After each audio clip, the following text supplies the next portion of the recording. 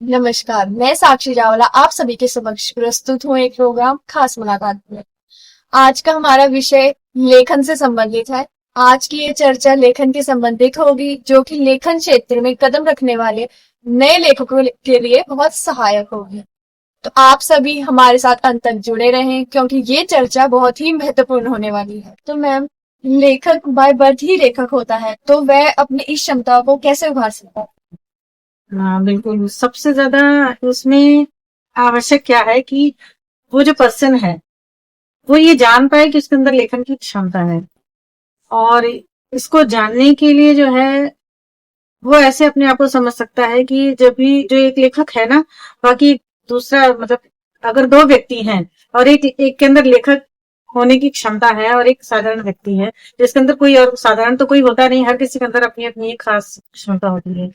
तो जो एक ऐसा व्यक्ति है जो लेखक जैसा उसके अंदर नहीं है गुण, और एक सच में लेखक है, तो ये दोनों ही अगर कहीं पे जाते हैं या कोई भी चीज को देखते हैं, किसी दृश्य को या किसी व्यक्ति से मिलते हैं, तो वहां पर दोनों ही अपने अपने एक अलग नजरिए से उस चीज को देख पाएंगे। जहां पर लेखक जो होगा ना, वो बिल्कुल मनोवैज्ञानिक तरीके से उस चीज से कनेक्ट होगा और बहुत गहराई से उस चीज को समझ पाएगा, जहां पर बहुत सारे उसके अंदर विचार भी आएंगे और बहुत अलग तरीके से उसकी समझ आएगी। लेकिन जो दूसरा व्यक्ति है वो उसको सीधा और सीधा सीधा ही सीधा देखेगा, बिल्कुल सीधा जो सामने दिखता है उतना ही देख के उतना ही समझेगा, उससे अधिक नहीं। लेकिन लेखक जो होता है ना, वो बहुत गहराई से बिल्कुल मनोवैज्ञानिक तरीके से उस चीज से कनेक्ट हो गए, तब जाकर उस चीज को देख पाता है। तो अगर कोई एक ऐसा व्यक्ति है कि जब वो ग्रुप में बैठता है, अपने जो भी उसके फ्रेंड्स के ग्रुप है या उसकी फैमिली का ग्रुप है, वहां पर अगर वो जो अपनी बातें रखता है किसी चीज को लेकर और लोग कहते हैं यार तुम पता नहीं कहाँ से ये क्या सोचते हो, यार इस चीज को कैसे समझते हो, हमें ये सब नहीं समझ में आता, तो आपको बिल्कुल समझ जाना चाहिए कि आप जो है लेखक ही हैं। क्योंकि एक लेखक ही इस तरीके से समझ सकता है, इस तरीके से सोच सकता है, जैसा अन्य नहीं सोच सकते समझ सकते हैं।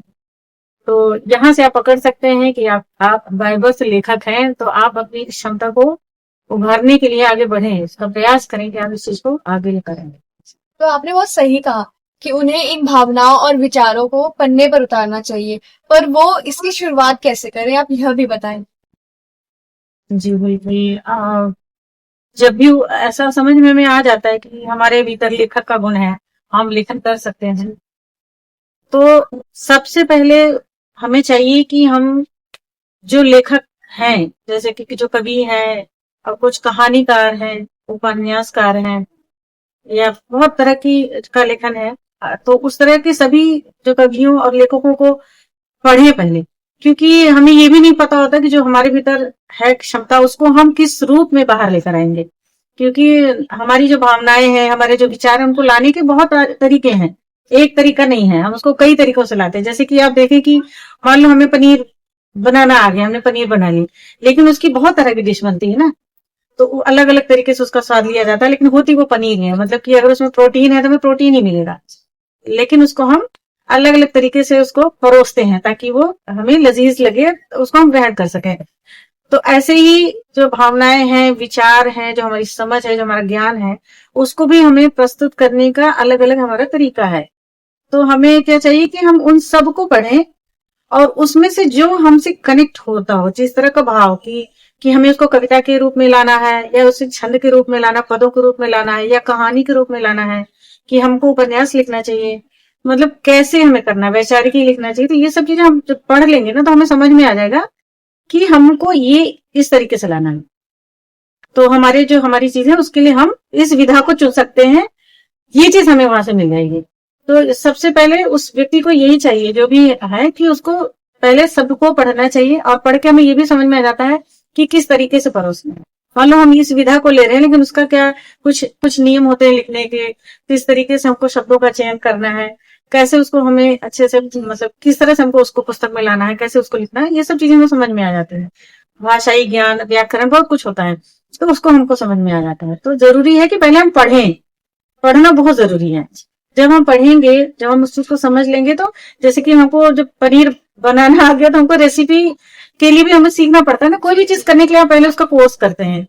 तो एक तरह से जो लेखक है, जब नया नया वो उभरता है, जब उसको पता चलता है कि उसके अंदर ऐसी क्षमता है, तो सबसे पहले उसको चाहिए कि वो पढ़ के देखे।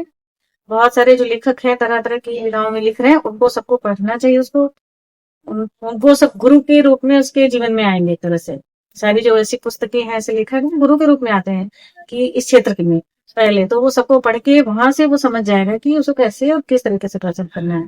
तो यहाँ से ऐसे कर सकते हैं। जी, आपने बहुत अच्छी बात की। तो अब आप ये बताइए कि पुस्तक लिख जाने के बाद उसे प्रकाशन तक कैसे लाया जाए?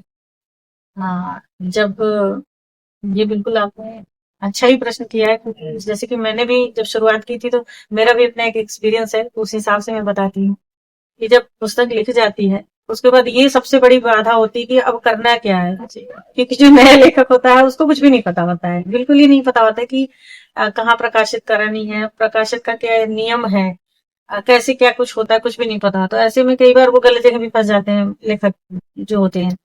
तो जैसा कि मैं पिछली हमारी जो चर्चा हुई तो उसमें भी मैंने बोला था कि इसके लिए कुछ अगर आजकल तो सब उपलब्ध है सोशल मीडिया, वहां पर भी सर्च करके समझें और प्रैक्टिकली इस चीज को समझना बहुत जरूरी है। बस केवल आप सोशल मीडिया तक सीमित ना रहें, बल्कि आप ऐसे कुछ लेखकों को पकड़ें, उनसे मिलें, उनसे बात करें, जिनकी कई पुस्तकें आई हैं उनसे जरूर बात करें।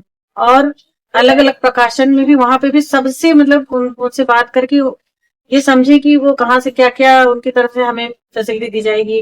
कई जगह पैसों से होता है, सेल्फ पब्लिशिंग जो होती है वहां पे पैसे लेकर करते हैं, तो उसमें हमें क्या क्या मिलेगा और किस कैसे प्रोसेस से गुजरेगी पुस्तक। तो बहुत कुछ होता है उसमें, एडिटिंग का क्या कैसे होना है, सब कुछ होता है। तो ये सब कुछ जब आप समझ लें और कई सारे प्रकाशकों से आप जुड़ के उनसे पहले समझें बुझें, और कई जो लेखक हैं जो जिन्होंने पहले से कुछ पुस्तकें लाई हैं उनसे आप मिलने जुलने के बाद जब इतना सब कुछ समझ लेंगे तो आपको इतना समझ में आ जाएगा कि जो आपकी रिक्वायरमेंट है वो कौन सा प्रकाशक फुलफिल करेगा आपके बजट में। कई बार ऐसा भी होता है कि हमारी पुस्तक इतनी अच्छी होती है कि हमें ट्रेडिशन पब्लिशिंग के थ्रू ही हमें मिल जाता है चांस, वो बहुत अच्छी बात है अगर ऐसा हो जाए। लेकिन अगर हम नहीं इस चीज को, अगर हम बात नहीं करेंगे अन्य लेखकों से और प्रकाशकों से मिलेंगे नहीं, उनकी बात को नहीं समझेंगे, या फिर आजकल सब कुछ यूट्यूब पे हर जगह अवेलेबल है जी, तो आप वहां से भी सब कुछ रिसर्च करें। सब कुछ जब आप समझ लेंगे तो आप इस काबिल हो जाएंगे, आपको कॉन्फिडेंस भी होगा, आपको पता भी होगी कि आपकी क्या रिक्वायरमेंट है और वो कौन फुलफिल करेगा। तभी आप कदम को आगे बढ़ाएं। मतलब इसमें बहुत जल्दीबाजी करने की आवश्यकता नहीं है, क्योंकि मैंने देखा, चलो मेरी बारी में मैंने देखा कि चलो परमात्मा ने साथ दिया कि मुझे पहले ही प्रकाशक बहुत अच्छे मिले, मुझे ज्यादा नहीं परेशान होना पड़ा, मुझे बहुत कुछ पता भी नहीं था, पर मेरे प्रकाशक बहुत अच्छे हैं और आज भी मैं उनसे जुड़ी हुई हूँ। पोएट्री एंड स्टोरी वर्ड में आज मैं उनसे जुड़ी हूँ, और दो प्रकाशक जिनसे मैं जुड़ी हूँ। तो लेकिन हर हर किसी के साथ ऐसा नहीं होता। मेरे साथ और भी कुछ लोग हैं जिनको मैंने देखा है कि ऐसा नहीं हो पाता, उनकी रिक्वायरमेंट फुलफिल नहीं हो पा रही, और कई बार तो लेखक जान भी नहीं रहा कि उसको क्या ही चाहिए, तो प्रकाशक वो चीज नहीं दे रहा तो उसको पता भी नहीं चल रहा है कि क्या कमी हो रही है, और यूं ही पुस्तक बन के आ जा रही। तो मैं देखती हूँ तो मुझे बहुत ही दुख भी होता है कि अच्छा भी लिख रहे हैं पर इनको वो चीज मिल नहीं पा रहा और ये जान भी नहीं पा रहे हैं। तो बहुत आवश्यक है कि आप पहले रिसर्च करें, और आपसे जो पहले लेखक आए हैं जिनकी पुस्तकें आई हैं उनका आप सम्मान करें, उनसे जुड़े। इसमें कहीं भी अहंकार लाने जैसी कोई बात नहीं है, बिल्कुल भी नहीं है। आप अहंकार में बताएं। कई बार ऐसा भी होता है कि जो नया लेखक आने वाला है उसके अंदर ज्यादा अच्छी क्षमता है, वो ज्यादा अच्छा लिखता है, लेकिन उससे जिससे बात करनी है वो कुछ ऐसे लिखेंगे, हो सकता है उनकी क्षमता कम हो, आप आपसे बहुत अच्छा नहीं लिखते, लेकिन उनका एक्सपीरियंस है। तो जो एक्सपीरियंस होता है ना वो बहुत बड़ी चीज होती है, क्योंकि वो उन्होंने कई पुस्तकें लाई तो उनके पास एक्सपीरियंस बहुत बड़ा है। इसलिए आवश्यक है कि आप उनसे बात करें और उनके बताए के अनुसार आपको चलें। बिल्कुल यहाँ पे ये अहंकार ना लाए कि नहीं हम तो बहुत काबिल हैं, हम ज्यादा अच्छा लिखते हैं तो अच्छा नहीं लिखते, तो हम इनसे क्यों पूछें, हम इनके बताए राह पर क्यों चलें। लेकिन इसमें एक्सपीरियंस जो होता है ना वो बहुत मायने रखता है। हर हर बात में आप ये नहीं सोच सकते कि कई बार क्या होता है कि कोई बहुत ज्ञानी है और वो सोचता है कि मुझे कौन ज्ञान दे सकता है, लेकिन कई बार राह चलते हुए एकदम अज्ञानी व्यक्ति कुछ ऐसी हरकत कर जाता है, कुछ ऐसी बात बोल जाता है जो उसके लिए बहुत बड़ा ज्ञान होता है। तो ये बिल्कुल भी नहीं सोचना चाहिए, एक्सपीरियंस बहुत बड़ा ज्ञान होता है। तो बिल्कुल भी अहंकार के वशीभूत ना हो। ऐसे लेखकों से मिलें, उनसे बात करें, बिल्कुल उनसे उनकी बात को समझें, इस क्षेत्र में वो आपसे सीनियर रहे। हम आशा करते हैं कि आज की चर्चा आप लोगों के लिए बहुत ही सहायक रही होगी। तो अगर आप लोगों के कुछ सवाल हैं, कुछ प्रश्न हैं, तो आप हमें बता सकते हैं, कमेंट में लिख सकते हैं या हमें डायरेक्ट डीएम कर सकते हैं।